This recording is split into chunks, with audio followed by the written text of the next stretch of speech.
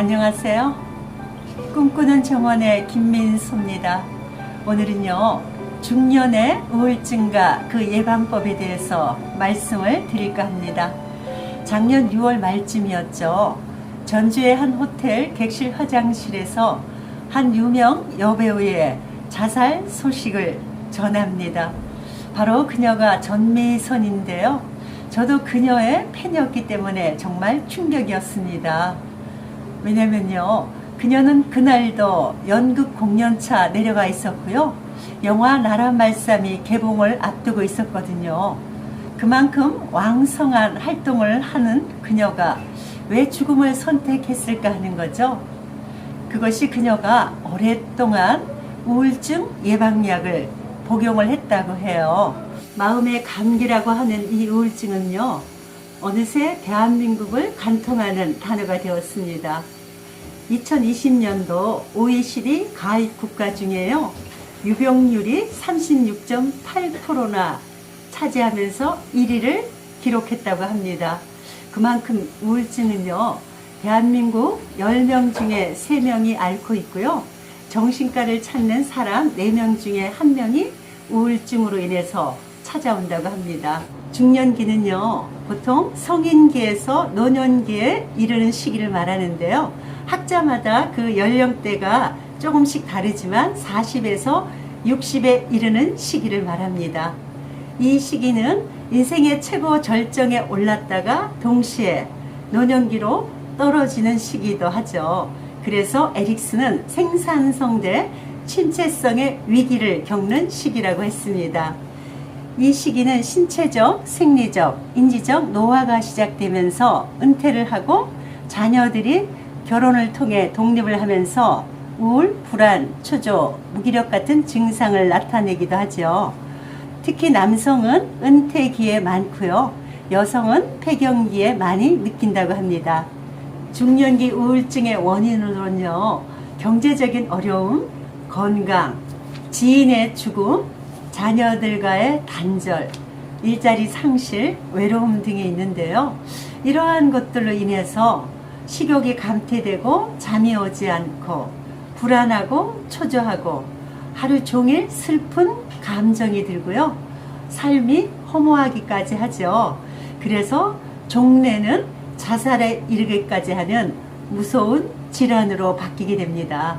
우울감이라는 것은 누구나 있지만요, 이것이 2주 이상 지속이 되면 우울증이라는 질환으로 바뀌게 됩니다. 그래서 유기체의 면역력과 방어력을 떨어뜨려서요, 마음은 물론 건강까지 해치게 되는 것이죠. 그래서 각자 나만의 우울증 예방법을 갖고 계시다면 훨씬 중년기를 더 멋지게 헤쳐나가는 데 도움이 되겠죠? 우울증 예방의 첫 번째는요, 바로 낙천적인 생각입니다. 그런데요, 이게 생각처럼 쉽지는 않아요. 머릿속에 꼬물꼬물하는 게 온통 부정적인 생각이거든요. 그것을 낙천적으로 바꾸는 게 어디 쉽겠어요? 그렇지만 한 방에 해결하는 방법이 있습니다. 그것이 바로 언어입니다. 내가 부정적인 생각이 가득 찼다 하더라도요, 말을 할 때 걸러내시면 됩니다. 아, 짜증나라는 것이 꼬물꼬물 거려도요, 내뱉을 때는 세로토닌이 필요해 하면 햇빛을 쐬러 가지 않을까요? 이 나이에 뭘 했다가도 아직은 괜찮은 나이야 하면 또 괜찮아 보여요. 그죠? 대충 살지 뭐가 아니라 오늘은 선물처럼 사는 거야 하면 오늘 하루가 귀하게 느껴집니다. 그게 어디 쉬운가요? 하실 수 있겠죠? 그렇지만 한번 해보십시오. 결국은 내뱉는 말 따라 행동이 움직이게 됩니다. 그래서 말은 그 사람의 품격을 나타내고요, 말은 나를 지배하게 되는 거죠. 두 번째는요, 운동하기입니다. 운동은 우울증의 비약물적 치료 중 하나로 가장 많이 연구되었다고 하네요. 운동을 하면 뇌 세포에 여러 좋은 물질이 분비되고 장기적으로 뇌 실질 자체를 변화시킨다고 하죠. 전문가들은요, 약간 숨이 가쁠 정도의 강도로 하루 30분 정도 유산소 운동을 하는 것이 좋다고 하는데요. 사람마다 체력이 다르니까 운동의 강도나 시간은 조절하시면 되겠죠. 그리고 근력 운동은 필수입니다. 아카데미 시상식에서 여우 조연상을 받은 윤여정 씨는요, 47년생으로 올해 75세입니다. 그녀는 10년 전부터 근력 운동을 꾸준히 해왔는데요.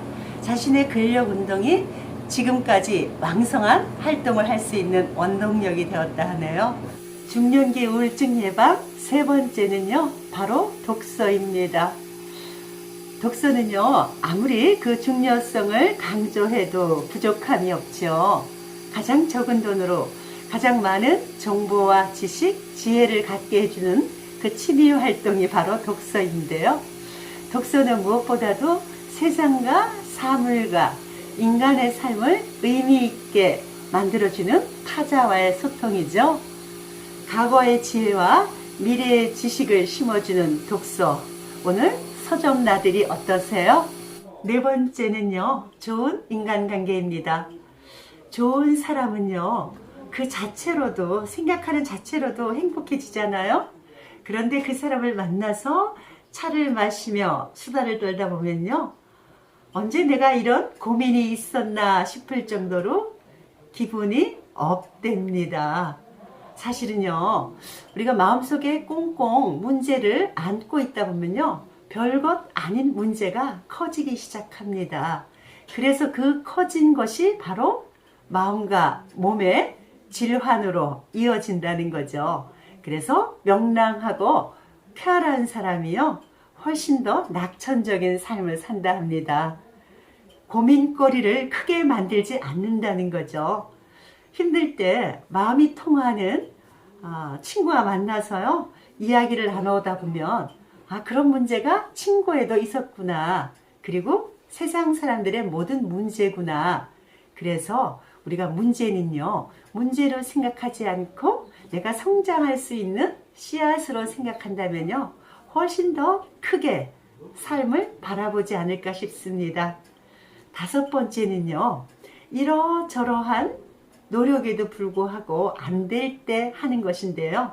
바로 전문가 상담하기입니다. 내가 여러 가지 노력을 했는데도요, 우울감에서 헤어나지 못할 때 정신과를 찾아가십시오. 어쩌면요, 정말 간단한 것들이, 정말 아무것도 아닌 것들을 너무도 길게 안고 있었는지도 모를 테니까요. 당신은 존재로 눈부신 선물입니다. 오늘도 여러분의 삶과 사랑 그리고 꿈을 응원합니다. 감사합니다.